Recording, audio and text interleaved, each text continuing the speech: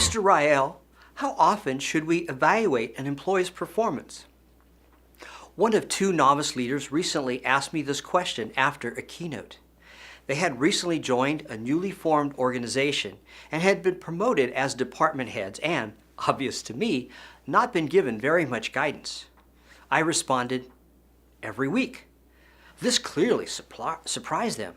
I believe they were expecting me to say annually or semi-annually. This is how I explained my answer to them. Feedback is the most important tool available for obtaining the engagement and commitment that you need from employees and team members. Everyone wants and needs to know how they are doing. Think about it. Our daily life is filled with regular, instant feedback. The stomach informs us about our eating habits.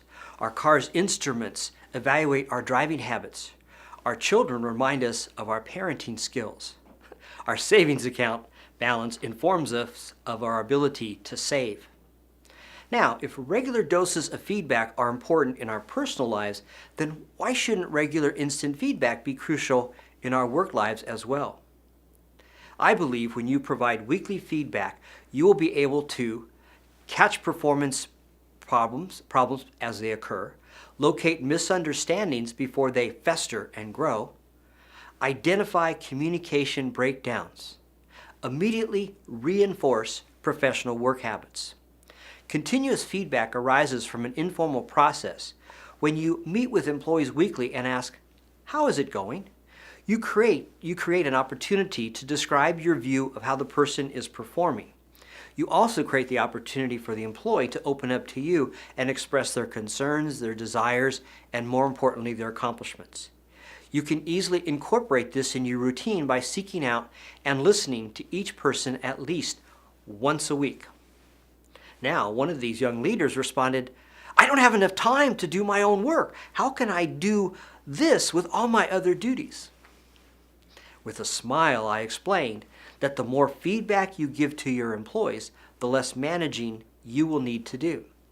Weekly or even daily feedback is the ultimate self-fulfilling prophecy. Your employees will quickly expand in their roles and take on more responsibilities. Even better, they will begin to give each other constant feedback. You will find more time to do the tasks that are important and that support their efforts. Giving regular ongoing feedback about work performance is easy. For example, when you spot good performance and greater commitment, describe what you observed and how you felt. Ask the person to describe how he or she felt about the outcome. Praise and honor the action taken or the decision made. Now the reverse, if you see a behavioral or commitment issue starting to develop, describe what you observed and how you reacted and felt. Ask for the person's view and reason for his or her action.